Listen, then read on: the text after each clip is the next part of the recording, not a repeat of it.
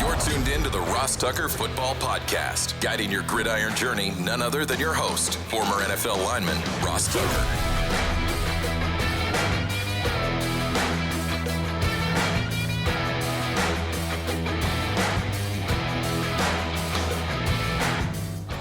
Oh, yeah, it is. But it's not just any Ross Tucker Football Podcast, because it never is. It is a Finish Strong Friday.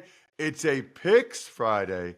And it is, of course, a Winners Friday, all presented by my beloved DraftKings. Thank goodness for those guys. They are a huge part of why this podcast can go. That, and those of you that just do a little bit extra to support what Jack and I are doing here at RT Media with our podcast network, including those of you that spread the word via social media. It's such an easy thing to do. All you have to do is repost on whatever platform you're on, any clip or the show itself, Twitter, TikTok, Facebook, Instagram, or just reply or quote post with a love this episode, Greg Cosell's the man, anything. In fact, if you're looking to grow your following, that is a great way to do it, because if you quote post one of the show clips or the show episode post itself, pretty good chance my guy Jack at Ross Tucker Pod will give you that repost. Little word to the wise there. I don't even know if this is a real person, but this is somebody I noticed that replied to one of the live streams. We now live stream this show every day, the Ross Tucker Football Podcast, on Twitter, Instagram, Facebook, and YouTube. Hader Tarrar, Hidertarrar. Might be a real person, might be a bot, not quite sure. I guess we'll find out whether or not I get an email from them as the spread the word winner, but that would be amazing, and I'm thankful to anybody that replies to the live stream. Obviously, we're getting a decent amount of people viewing these, especially on Twitter Live. Would love to have that happen with more. Sponsor confirmation email winner, Josh Legasic. Josh took advantage of one of the codes over on the Game Time app. Love me some Game Time app. I don't remember what tickets Josh got, to be honest with you. It was a couple weeks ago. But kudos to Josh. You can use the code Ross to get, I think it's $20 off the already guaranteed lowest price, which is pretty awesome. YouTube shout out. This is when all you do is you comment on one of the YouTube videos, youtube.com/RossTuckerNFL, and I'll do a video for anybody, anything you want, like one of those cameo videos that people pay me for. You get it for free, youtube.com/RossTuckerNFL. Gary Boudreau. Gary, email me, ross@rosstucker.com. That's always my email. And let me know who you would like to shout out. Before I forget, by the way, you know how everybody that wins gets one of these press passes? If you get a loved one, the best Valentine's Day gift ever, from myfrontpagestory.com, and send me the sponsor confirmation, ross@rosstucker.com, I guarantee I'll send you a press pass. And if you specify one, I have it, I'll send you that one. Ross@rosstucker.com, myfrontpagestory.com. Shout out patron of the day, Zach Wellborn, patreon.com/RT Media. Keeping you guys on your toes a little bit today. It's not Big Show time. It's Tux Takes time. Tux Takes. All right, Ross. The Panthers, they hire Bucs offensive coordinator Dave Canales as their next head coach. That is interesting on multiple levels. And I may talk about this more, Jack, in the show later today, later in this episode. I may talk about this more on Monday. I think there's a pretty good chance of it. I will say this, highly encourage you to check out my column that I'll post later today on the 33rd team. This process is still flawed. I mean, I think I said it last week, maybe, Jack. You know, I can't remember. I talk too many places. Just so you guys know, not only do I do this, but I'm on radio stations like all day, right? Like, I'll just tell you right now, we're recording this early, and then 8 o'clock Baltimore, 8:30 Toronto, 10:20 a.m. Eastern, Dan Patrick Show, 12:40 p.m. Eastern, Jim Rome Show. Right? So I I'd be lying if I could tell you that I remember what I say here versus what I say on some of those other shows. Hopefully you guys can check me out with Dan or Jim later today. Those are big, big national radio shows. But the process for hiring coaches is still flawed. Now, they did a couple things that are positives. You can't talk with anybody that's involved with a team, under contract with a team, until after the wild card round. And then you can't do an in-person interview with anybody under contract with a team until after the divisional round. But you still can't do an in-person with people that are in the conference championship games. So the issues I have, number one, Ben Johnson had 2 interviews on Friday last week, 2 interviews on Saturday, and 1 Sunday right after the game with the Falcons, because if you don't interview them by the end of Sunday, you can't do an in-person interview with them after that. So think about that for a second. And Jack, did I say this last week or no? Like you said, you've said this so many. I feel like you've said like the hirings you've tweeted out. I can't specifically recall, but this take does sound quite similar to something you've said before. Well, here's the point. Last Sunday was the biggest game for the Lions in over 30 years. Ben Johnson, unquestionably one of the 10 most important people in the Lions organization. 2 interviews Friday, 2 interviews Saturday. Can you imagine for a second, just put yourself in his shoes. You have a chance at your dream job, and you have a chance to be able to set your family up financially forever. Canales got a 6-year contract. Ben Johnson will get at least 5 years and maybe even $10 million a year. Let's just say that's what it is. 5 years, $10 million. $50 million? Are you kidding me? So how do you expect him to be all in for the Lions that week when he's also trying to secure one of these life-altering opportunities for his children? And certainly he wants to win every game for the Lions. Certainly he wants to win the Super Bowl. But to my knowledge, Ben Johnson didn't grow up in Detroit. He's not a Lions fan. That's his current job, his current employer. His team, and I tell you guys this all the time, his team is his wife and kids. He's basically an independent contractor for the Lions right now. And by the way, I think he's going to get the Commander's job. So I think that will end up happening anyway, so good for him.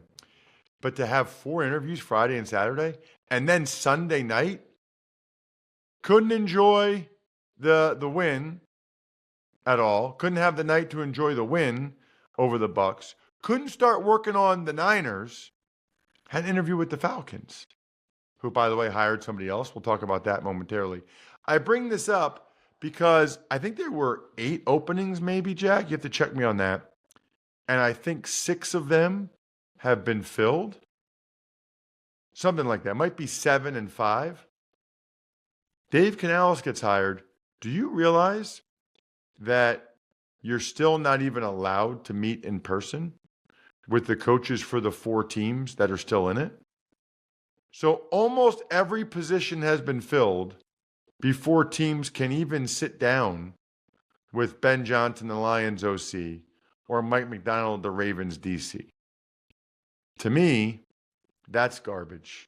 And I get into it in a lot more detail on today's column, but encourage you guys to check that out because stuff like that bothers me quite a bit because it should be better than that.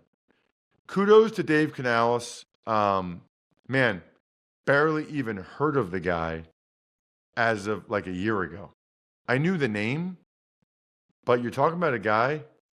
He went from being the USC assistant strength coach in like 2009 to the Seahawks wide receiver coach in 2010.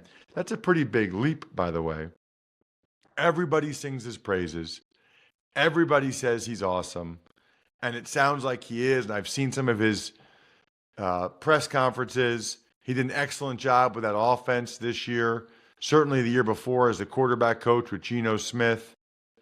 But to me, it's still remarkable that a team like the Panthers wouldn't even interview Bill Belichick, who so many people have for so long called the quote unquote greatest coach of all time, which I don't agree with, by the way, but he's definitely one of the top five. And it's just remarkable that these teams, they have to be talking with him or his agent or something behind the scenes, right? They have to at least have that conversation before they hire a guy like Dave Canales. Good for him, though. I'm happy for him and his family. And it's amazing. It's almost like you're better off having the younger you are and the smaller the sample size you have, like as a coordinator, it's almost like the better you are for Dave Canales. Falcons, they bring back longtime assistant Raheem Morris, the current Rams defensive coordinator, as their new head coach. Raheem is, by all accounts, an awesome guy, and I've spoken with him before, and I'm thrilled for him to get this opportunity. I absolutely thought that Belichick was going to get the job there. It sounded like Arthur Blank was going big name hunting or big game hunting or whatever. Sounded like he wanted Belichick, and they couldn't make it work. Arthur Blank wanted Bill Belichick to coach, and maybe Belichick extended himself too much.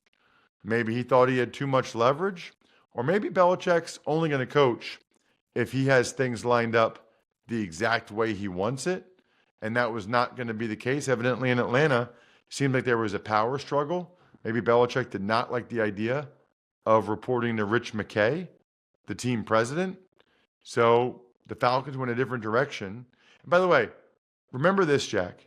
They always end up hiring someone they're familiar with. Okay? Dave Canales was with Dan Morgan in Seattle for 7 or 8 years. Dan Morgan gets the GM job. Next thing you know, Canales is the head coach. Lifeline. We talk about it all the time. Raheem Morris used to be an assistant coach with the Falcons. And so Rich McKay, Arthur Blank, familiar with him, know him, like him. Way easier to hire someone you're familiar with, you know, you like, you've worked with before, than a total newbie. I'll also say this, the Rams were very outspoken about Raheem Morris and why he should get a new job. And I'm totally down with that, that was their thinking and where they were at. But it should be noted, the Rams now get 2 third-round compensatory picks. So I do think no one said that. They're like, oh, the Rams rave about it. The Rams have been out there campaigning for him to get a head coaching job. Well, yeah, they benefit from it. Now they get 2 third-round picks. And I'm not saying that's why they were doing it. I'm just saying that needs to be disclosed, I feel like. Eagles, we talked about this yesterday. They hire Vic Fangio as their defense coordinator. Boy, that was quick, right? The press conference was Wednesday, and they said that that's who they were targeting. It came out during the press conference that Fangio was parting ways with the Dolphins. Next thing you know, yesterday, on his way to Philly, gets hired by the Eagles. They get the guy they wanted for this past year. And man, I am curious to know how different this past year could have been if they had Fangio instead of Desai and Patricia. Because they would not have moved on from Fangio to Patricia. So you think that they would have been at least better on defense than they were down the stretch. Man, I think's working in the wrong sport. Bengals promote Dan Pitcher to offense coordinator. Love it, Jack. Love it. Little silly play on words. I'm here for it. I'm with you. I read you. He had other opportunities. I'm surprised. I wondered if he would have had other opportunities to call plays somewhere else, because that's not going to happen in Cincinnati with Zach Taylor calling the plays. Patriots wide receiver Kayshon Boutte was arrested over illegal betting at LSU. I didn't really know that could happen. He's now in the NFL. I don't know what was illegal. Oh, I guess he was doing it through like somebody else's account or something. This is when, no wonder he went from being such a highly touted prospect to kind of falling off the radar. It seems like he was working on other things. That's a shame. It really is. Obviously, I hope that that's behind him, and we'll see what happens. I know what happens this weekend. It's game day. And whether you're hosting game day or movie night, DiGiorno knows that planning a watch party on a budget isn't easy. You need the perfect setting, the perfect squad, and the perfect eats. Luckily, you're a game time mastermind, and you know that grabbing DiGiorno Classic Crust Pizza can bring home a dub because it's packed with half a pound of cheese, sauce, other toppings, and comes at an incredible price. Make the game-winning call and grab a DiGiorno classic crust pizza from the grocery store today. It's not delivery, it's DiGiorno. Want to know which team is going to win every single game on Sunday? Then listen up. All right, it's time to break down the AFC and NFC championship games, Ross. Let's start in the AFC. We got the Kansas City Chiefs at the Baltimore Ravens. No, it's not, Jack, because I forgot to say you need to wash down your DiGiorno with Labatt Blue Lights. But now I remembered. Delicious, me, Kelsey, everyone you know that's awesome in life drinks Labatt Blue Lights. I'm changing the tagline. Be awesome. Be Ross. Be Kelsey. Always enjoy responsibly. Beer, Labatt USA, Buffalo, New York. Now let's head into the conference championship games. What are your thoughts on the Chiefs at the Ravens? So I'm hoping, expecting, thinking that we're going to get a classic, Jack. I really am. Because what you have is, and I've talked about this a lot, but I'll say it again. What you have is one of the statistically best and most impressive teams we've ever seen in the NFL going against one of the best and most impressive playoff combos we've ever seen. So I'll back those up with facts. And I posted this yesterday. I'm at Ross Tucker NFL. We're at Ross Tucker Pod. But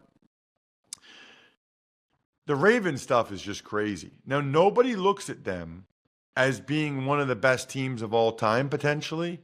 And nobody will say that, obviously, until they win 2 more games. But, Jack, you're talking about a team. They don't say that, by the way, because they were 3-2 and they lost 4 games this year. Well, if you look at it, they lost a heartbreaker in overtime to the Colts. They lost a stunner by 1 score to the Steelers. And they lost a stunner by 1 score to the Browns. I think I saw something where they've only trailed for like a minute or something this year. Like they lost all 3 of those games at the very end. And then the Steelers game in week 18, they didn't play their guys. They weren't trying. They were trying, but they didn't play their guys. So that's a little bit different. But their stats, Jack, I mean, the only team other than the 85 Bears and the 72 Dolphins, 2 teams inarguably considered amongst the best of all time, to average 25 points a game, have the number 1 rush offense and the number 1 scoring defense. Incredible. The first team since the 96 Packers to have the number 1 scoring defense and the first team all-pro quarterback in Lamar Jackson. The first team to have 11 wins over teams with winning records. And some people have said, well, that's a little bit skewed because now that there's 17 games, there's more teams that are 9-8 as opposed to 8-8. Okay, that's fair. 9 of those wins are by 14 points or more. Not just double digits. 14 points or more. Really, really impressive. So what you have is a team that's going to be to consider one of the best teams of all time against the team that I did not think we would get to another Brady Belichick scenario this quickly, but we kind of have with Patrick Mahomes and Andy Reid. 6 straight AFC championship games is ridiculous. You know how hard it is to get to an AFC championship game? Now, I know for a lot of them, they've been at home and they've had a bye. That makes it a lot easier. But this year, to be able to win 2 against the Dolphins and the Bills, to go to Buffalo and win it, 6 straight AFC championship games is really impressive. I say all this because I really do believe, Jack, that it's critically important. The longer this is a close game, the worse it is for the Ravens. Because no matter what they say, they really haven't been great in close games. I just talked about the close losses to the Browns, to the Colts, to the Steelers, twice to the Steelers. I talked about how many games where they've won by blowout. the closer it is late, the more it favors the Chiefs. Because in those situations, and listen, I was on Tom Brady's team, you expect to win the game. You know you're going to win the game because you have Tom Brady or Patrick Mahomes. Whereas if it gets late, close game, the Ravens are hoping, but they don't have the same playoff pedigree. I don't think, whether it's conscious or subconscious, they have that same belief. So the Ravens need to try to make this a 2-score game as soon as possible. Chiefs will try to keep it close. The key for the Chiefs on defense, Lamar Jackson's legs. 2 touchdowns, 100 yards last week.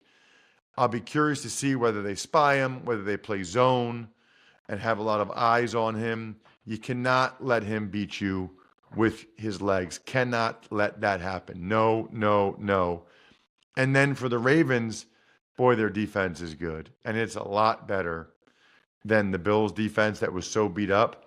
I'm curious to see whether some of the issues the Chiefs have had this year kind of rear their ugly head. But every week now, I'm doing this DraftKings Pick of the Week presented by DraftKings Fantasy Sports. Check out what DraftKings has to offer this season with code Ross, because life's more fun when you're in on the action. DraftKings, the crown is yours. Gambling problem, call 1-800-GAMBLER. Age and eligibility restrictions apply. Void where prohibited. See DraftKings.com for details. I think the Ravens are going to win the game. But I also think it's a toss-up game. And I think it's a close game. So if I can get the Chiefs and 4 points right now on DraftKings Sportsbook, you better believe I'm taking Andy Reid, Patrick Mahomes, and the 4 points in a toss-up game. Baltimore 23-20, but give me the Chiefs and the points. And next up, we've got the Detroit Lions. They are at the San Francisco 49ers. Still pretty remarkable, isn't it, that the Lions are in the NFC Championship game, Jack? It's very unbelievable at this point. I love to see it, though. Oh, people ask like who I root for. I root for people I know, and I know Dan Campbell and a bunch of coaches for the Lions, although I know a lot of people for the Niners too. You guys know I'm friends with Check and some of those guys. But also, man, oh man, I root for fans. I am rooting for Detroit Lions fans. 30 years of basic misery. So here's the key to the game, I think. A couple keys. Deebo Samuel is a huge key. Looking at the video, certainly looks like he's going to play. The question is how effective and what happens if he takes a vicious shot to that shoulder again, which, by the way, is what the Lions should be trying to unload upon him, a vicious shot. But Steve Fezzik said this on the Even Money Betting podcast this week that I highly encourage you guys to check out. He said that Deebo Samuel is the most valuable non-quarterback skill position player in the league, which surprised me, but it's because the Niners average 2 yards more per play when he's in the lineup. So that's worth 1.5 to 2 points against the spread, which is probably one reason why the spread went from the Niners laying 7 to the Niners now laying 7.5, for those of you that are interested in that. So Deebo Samuel, his effectiveness is a key. And then I do think, as usual, and this is why I think a lot of you guys listen to the show or watch youtube.com/RossTuckerNFL, I think that the line play is going to be a significant factor in the game. You heard Greg yesterday. The Niners have been a little bit leaky against the run. They haven't been quite as good rushing the passer. Now, unfortunately for the Lions, I don't think Jonah Jackson will play. That's a big loss. He's a very good left guard. But I still think with the play action pass that Ben Johnson uses, that there's a pretty darn good idea that they're going to be able to do a good job up front. And then conversely, the Niners need to be able to run the ball against this Lions front, because if they get an obvious passing downs, I think the Lions can take advantage of, in particular, the right side of the line. Ultimately, it has been a remarkable ride for the Lions. I thought the Niners, whether it was the rain or the rust, did not play their best last Saturday night. I expect the Niners to play better in this game. And I think the Lions will play well and keep it close, but ultimately run out of steam. I'm going 28-24. The 49ers get back to the Super Bowl again, and this time it's against the Ravens again. I think we're done here. Thanks for tuning in to the Ross Tucker Football Podcast. Make sure to also check out Even Money, Fantasy Feast, and College Draft, all on the DraftKings Network, YouTube, or subscribe to the podcast on your favorite platform. I said it earlier in the show, but I'm giving out signed press passes to anyone that gets their loved one or whoever the greatest gift you could ever get someone for Valentine's Day. It's myfrontpagestory.com, myfrontpagestory.com.